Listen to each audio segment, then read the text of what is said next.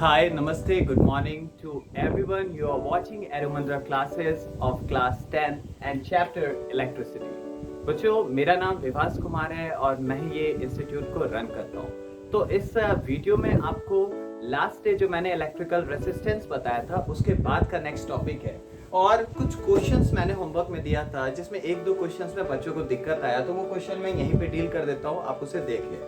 तो पहला क्वेश्चन यही था कि एक रॉड है जिसको वूल से रब्ड किया गया है। ध्यान रखिएगा, चार्ज से रिलेटेड क्वेश्चन है, कोई बहुत ज्यादा डिफिकल्ट नहीं है, बस क्वेश्चन के पॉइंट को समझना। तो कह रहे हैं गिबेनॉइड रॉड है जिसको जब एक वूल से रब्ड किया गया तो वो जो है एक नेगेटिव चार्ज एक्वायर्स किया, यानी कंडक्ट किया, जिसका वैल्यू है negative charge that is -4 × 10⁻⁹ coulomb.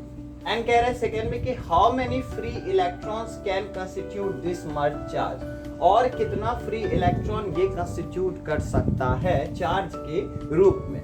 तो देखिए बच्चों, गिवन में हमें एक बात तो पता है, सबसे पहली बात कि इलेक्ट्रॉन का वैल्यू होता है -1.6 × 10⁻⁹ कूलम।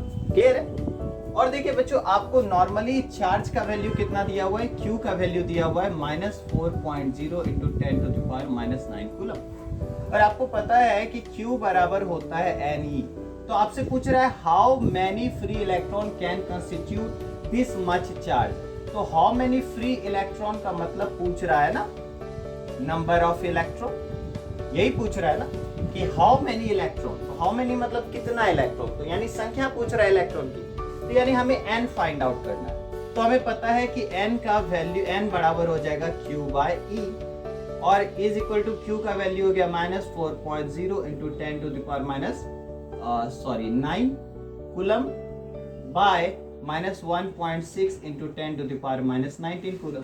अब ये देखिए ऊपर जाएगा तो इसका वैल्यू हो जाएगा 10⁻10, और ये कट जाएगा, आई थिंक आपको 1.6 है तो ये कितनी बार में कट जाएगा, 4, 16 दूनी 2, 32, 32, 8, 5, 4, हाँ 2.5 में। तो आपका वैल्यू कितना हो जाएगा बच्चों, ये आपको कट जाएगा 10⁻10, तो आपका वैल्यू आ जाएगा 2.5 × 10⁻10 number of electron.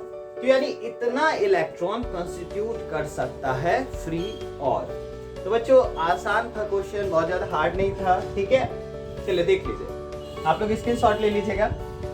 Next question की तरफ बढ़ते हैं बच्चों। नेक्स्ट क्वेश्चन जो एक बच्चे का था वो भी इजी ही था, और वो तो खैर एक क्वेश्चन ये था कि calculate the electric current in A circuit, calculate the electric current in A circuit if 300 coulomb of electric charge flow through it in 5 minutes at a uniform rate। देखिए मान के चलिए कह रहा है कि किसी वायर से, किसी कंडक्टर से करंट पास हो रहा है, तो आपसे पूछ रहा है कि अगर उस कंडक्टर से 300 कूलम्ब इलेक्ट्रिक चार्ज अगर 5 मिनट में फ्लो हो रहा है तो इलेक्ट्रिक करंट का वैल्यू निकालिए। तो बच्चों देखिए हमारे पास गिवन में क्या क्या है। गिवन में सबसे पहले आपसे पूछ रहा है I इज इक्वल टू वाट, क्योंकि पूछ रहा है कैलकुलेट द इलेक्ट्रिक करंट, और आपको पता है गिवन में Q कितना दिया हुआ है, देखिए तो Q दिया हुआ है 300 कूलम, और टाइम कितना दिया हुआ है, टाइम दिया हुआ है 5 मिनट। तो बच्चों 5 मिनट को 5 × 60 कर दो तो वैल्यू आ जाएगा 300 सेकंड। और आपको पता है I पूछ रहा है, तो I इज इक्वल टू होता है Q/T, हमने पहले भी बताया I is equal to Q/T। तो इस हिसाब से Q हो गया 300 कूलम और टाइम हो गया 300 सेकेंड। तो आपका कट गया, 1 आ गया, तो आंसर हो गया 1 कूलम पर सेकेंड, या इसको आप लिख सकते हो 1 एम्पियर। तो इसका मतलब 1 एम्पियर का करंट जो है पास हो रहा है। आसान है। चलिए नेक्स्ट क्वेश्चन बच्चों कह रहा है, देख लीजिए, लिख लीजिएगा। नेक्स्ट क्वेश्चन आपको कह रहा है कि what charge flow through a metallic wire in 1 hour when a constant current of 0.2 ampere is flowing through it.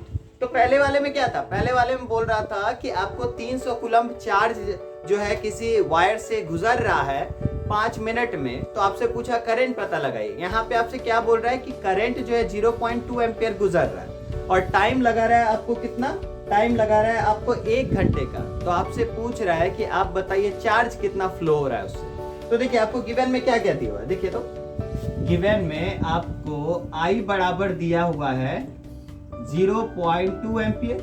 Clear है? 0.2 एम्पियर दिया हुआ है, ठीक है। टाइम आपको दिया हुआ है 1 आवर। तो बच्चों 1 आवर को अगर आपको सेकंड में बदलना होगा तो कितना से मल्टीप्लाई करेंगे बोलिए? 60 से। सबसे पहले मिनट में 60 से और फिर सेकंड में 60 से, तो क्या हो जाएगा? 3600 सेकंड हो गया ना जी, 3600 सेकंड। तो अब आपसे बताइए बच्चों, I बराबर फार्मूला होता है Q बाय T, और आपसे पूछ रहा है Q, तो Q बराबर क्या हो जाएगा? I इंटू T, यानी IT होगा जी। तो IT होगा तो Q बराबर हो जाएगा I का वैल्यू 0.2 इंटू 3600 होगा जी। तो बताइए ये कितना हो जाएगा? 36 2 जा 72, एक जीरो लग गया, 720 कूलम आपका आंसर आ गया। कितना हार्ड था? बहुत ज्यादा हार्ड था। देखिए फॉर्मूला बस ट्विस्ट हो रहा है। आपसे अगर कभी करंट पूछ रहा है तो ये वाला फॉर्मूला डाल दीजिए। अगर आपसे क्यू पूछ रहा है तो IT वाला फॉर्मूला डाल दीजिए। क्यू इधर आ जाएगा तो I इसके साथ मल्टीप्लाई हो जाएगा। तो यही आपसे पूछा कि अगर मान लीजिए किसी कंडक्टर से ये करंट जो है 0.2 एम्पियर करंट गुजर रहा है, 1 घंटे का टाइम ले रहा है, कंज्यूम कर रहा है, तो आप बताइए चार्ज इसमें कितना फ्लो कर रहा है। तो चार्ज आपने पता लगा लिया, 720 कूलम। उम्मीद है आप लोगों को समझ में आ गया होगा बच्चों। ये छोटे छोटे 3 सवाल थे, आज भी मैं दूंगा आप लोगों को बनाने के लिए, और आज के वीडियो के बेसिस पे दूंगा, ठीक है। क्वेश्चन तो काफी सारे हैं आप लोगों को देने के लिए, लेकिन आप लोग बना के सबमिट करिए, बेहतर रहेगा। चलिए आज हम लोग जिस चीज के बारे में डील करने वाले हैं वो है बच्चों ओम लॉ। मुझे पता है आप लोगों में से बहुत बच्चों का कहना होगा सर पहले पोटेंशियल, बट मुझे पहले ओम्स लॉ बताने दीजिए, उसके बाद पोटेंशियल पे आएंगे। तो जो ओम्स लॉ क्या होता है, चलिए सबसे पहले हम ऐसा करते हैं कि ओम्स लॉ के बारे में समझाने से पहले वो क्या एक्सपेरिमेंट किए थे और किस हिसाब से उनका एक्सपेरिमेंट अनसक्सेसफुल रहा पहली बार में, और फिर उन्होंने ऐसा क्या किया कि उनका एक्सपेरिमेंट सक्सेसफुल हो गया, उसके बारे में जानते हैं। तो देखिए सबसे पहले क्या हुआ, उन्होंने एक मेटेलिक कंडक्टर लिया, मान के चलिए एक कंडक्टर लिया जो करंट को कैरी करता है, ठीक है, और उन्होंने ना जो है इसको कनेक्ट किया, बीच में एक स्विच दे दिया। पता है ना करंट को मतलब क्या होता है, मेजर करने के लिए हम लोग एमीटर का इस्तेमाल करते हैं। एमीटर मतलब एक ऐसा इंस्ट्रूमेंट जिसके इस्तेमाल से करंट को हम लोग मेजर कर पाते हैं। तो उन्होंने क्या किया, एक कंडक्टर, एक वायर लिया, एक कंडक्टर लिया जिससे आपको करंट को गुजारेगा, और इसको कनेक्ट किया वायर से। तो देखिए अब इसमें क्या किया, उन्होंने बैटरी को कनेक्ट कर दिया, काफी सारे बैटरी को उन्होंने कनेक्ट कर दिए।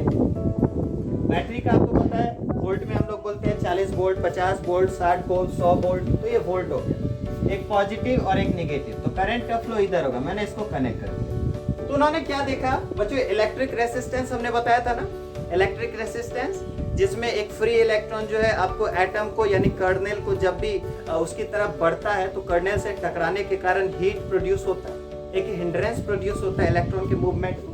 तो उसी प्रकार बच्चों जब उसने करंट को पास करवाया ना, यानी वोल्ट को, पोटेंशियल को, यानी जब इससे करंट होके गुजरा, तो उसने क्या देखा, उसने ऑब्जर्व किया, उसने ऑब्जर्व ये देखा कि आखिर ज्यादा वोल्ट डालने के बाद करंट का अमाउंट क्या हो रहा है। तो देखो मैं बताता हूं, उन्होंने सबसे पहले देखा कि जब उन्होंने इस कंडक्टर से, जब उन्होंने कंडक्टर जो करंट को कैरी करे उसको कंडक्टर कहते हैं, तो उन्होंने जब देखा कि उन्होंने 12 वोल्ट दिया, यानी बैटरी जब 12 वोल्ट का लगा, तो करंट जो इससे गुजर रहा था वो करीब था 2 एम्पियर। फिर उसने देखा कि 12 से यानी वन टाइम में 12 वोल्ट में 2 करंट था, 2 एम्पियर का करंट। फिर उसने क्या किया, उसको और डबल कर दिया, उसने 24 कर दिया, दुगुना कर दिया। तो दुगुना करने के बाद उसमें ज्यादा ग्रोथ नहीं हुआ।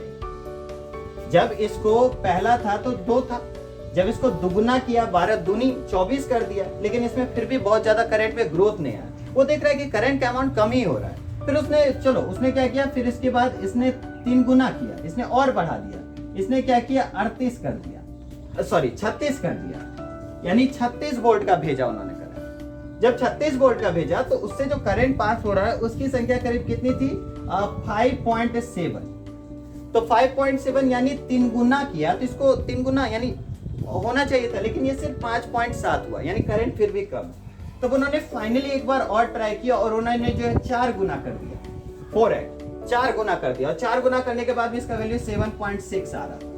तो ये बार बार नोटिस कर रहा था कि ऐसा क्या हो रहा है कि जब मैं इतना अमाउंट में पोटेंशियल को भेज रहा हूं तो मेरा करंट भी उसी हिसाब से बढ़ना चाहिए, तो करंट बढ़ क्यों नहीं रहा। तो उसने देखा कि जब इस कंटेनर को छुआ, इस कंडक्टर को छुआ, तो ये काफी ज्यादा हीट हो चुका था, गर्म हो चुका था।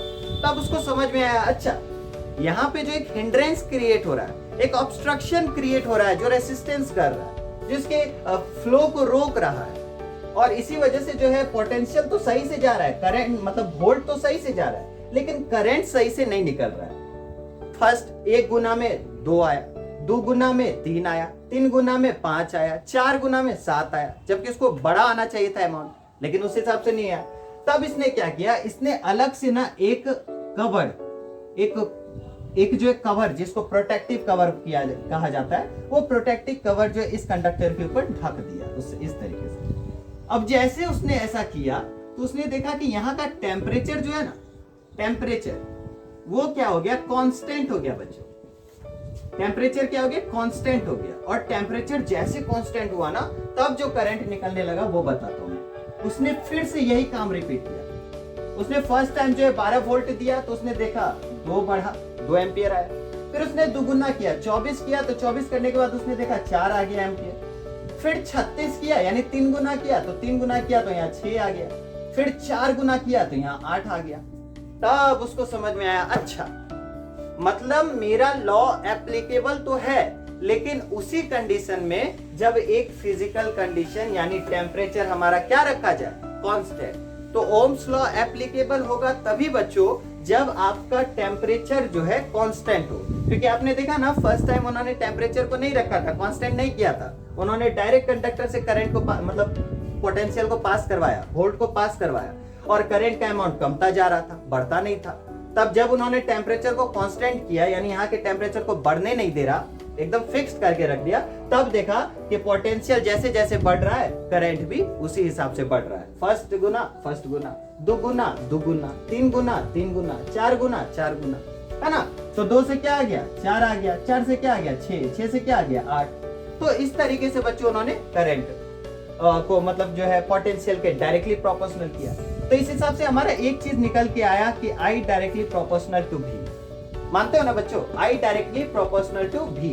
और बच्चों यहाँ पे एक कंडक्टेंस होता है, अगर हम I को इज इक्वल टू करेंगे ना तो यहाँ एक कंडक्टेंस जुड़ जाता है, एक कंडक्टेंस जुड़ जाता है। K बराबर होता है बच्चों कंडक्टेंस।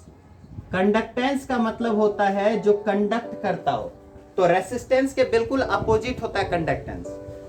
मतलब रेसिस्टेंस देखो ना, रेसिस्टेंस जो ऑब्स्ट्रक्ट करता है, हिंड्रेंस पैदा करता है मूवमेंट में, और कंडक्टेंस जो कंडक्ट करता है। तो एक रोक रहा है और एक ले रहा है, तो दोनों में फर्क है।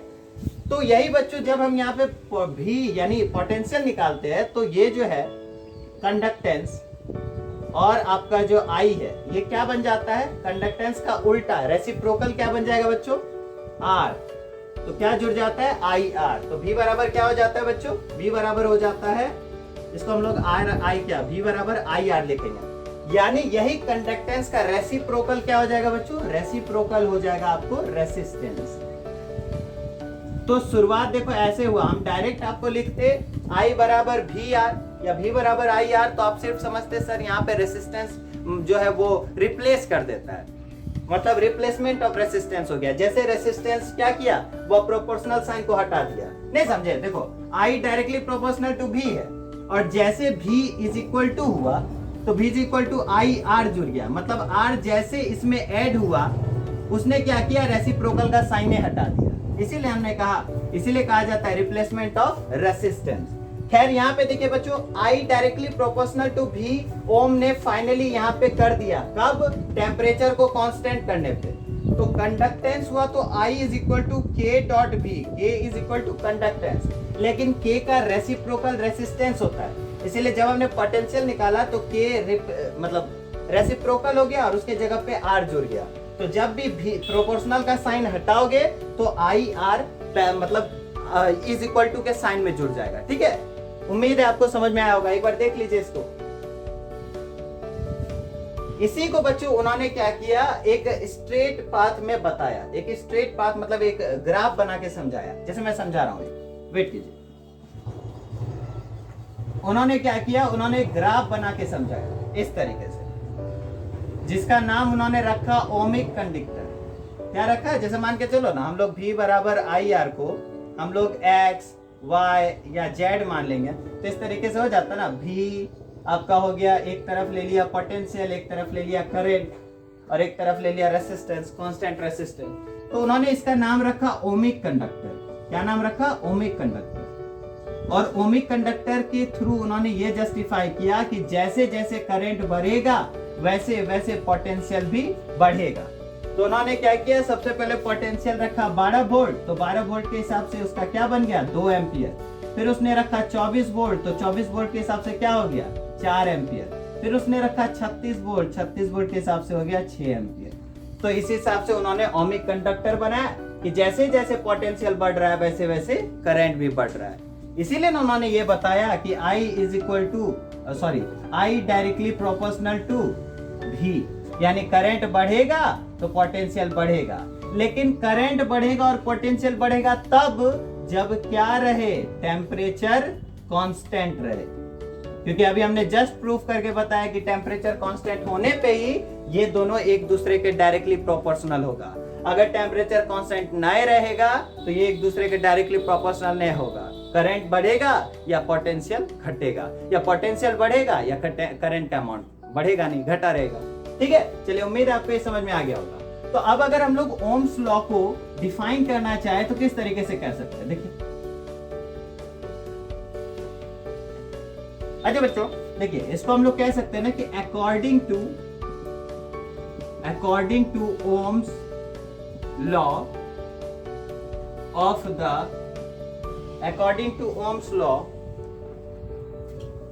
if the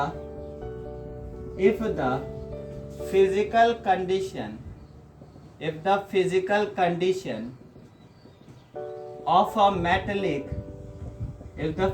condition of a metallic wire, और इसका फिजिकल कंडीशन क्या हो सकता है? वायर की लंबाई, वायर का थिकनेस यानी क्रॉस सेक्शन एरिया, चौड़ाई, क्रॉस सेक्शन एरिया, तो उसी को हम लोग दूसरे नाम से थिकनेस भी कहते हैं। थिकनेस, लेंथ, या फिर आपको इसका टेम्परेचर, है ना।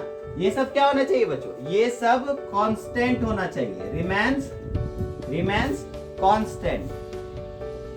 तभी जो है आपका ओम्स लॉ काम करेगा। Then current flowing through is directly proportional to voltage applied at the ends of wire, है ना। और हमारा प्रूफ क्या निकला? I directly proportional to V, और I का अगर सिंबल हम हटाना चाहे तो क्या हो जाएगा? मतलब डायरेक्टली प्रोपोर्शनल का साइन हटाना चाहे तो इसके साथ क्या जुड़ जाएगा? रेसिस्टेंस जुड़ जाएगा, क्योंकि ये क्या रहेगा? कांस्टेंट, ये भी रहेगा। अब देखिए V बराबर आई आर हो गया बच्चों, है ना। V बराबर क्या हो गया? I R.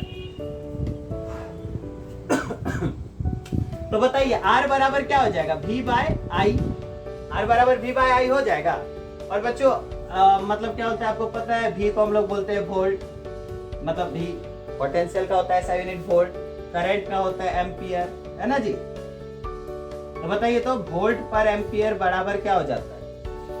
वोल्ट पर एम्पियर बराबर हो जाता है ओम। क्या हो जाता है? ओम। और हम लोग इसका ऐसा है, इसको हम लोग डिनोट करते हैं ओमेगा से, इसको हम लोग बोलते हैं ओमेगा। तो हमारा देखिए ओम्स लॉ हमको लगता है आपका क्लियर हो गया। आपको ओम्स लॉ में कोई दिक्कत नहीं हुआ होगा, समझ में आया होगा। इससे रिलेटेड सवाल अभी नहीं होंगे, अभी और भी ज्यादा इसके बारे में डील करेंगे नेक्स्ट वीडियो में हमारे। तो मुझे उम्मीद है कि आपको आज का क्लास पसंद आया होगा। हाँ, इससे रिलेटेड हम होमवर्क आज सबमिट कर देंगे आपके व्हाट्सएप ग्रुप में, आप लोग बना के मुझे सबमिट कर देना, ठीक है। Thank you so much, have a nice day.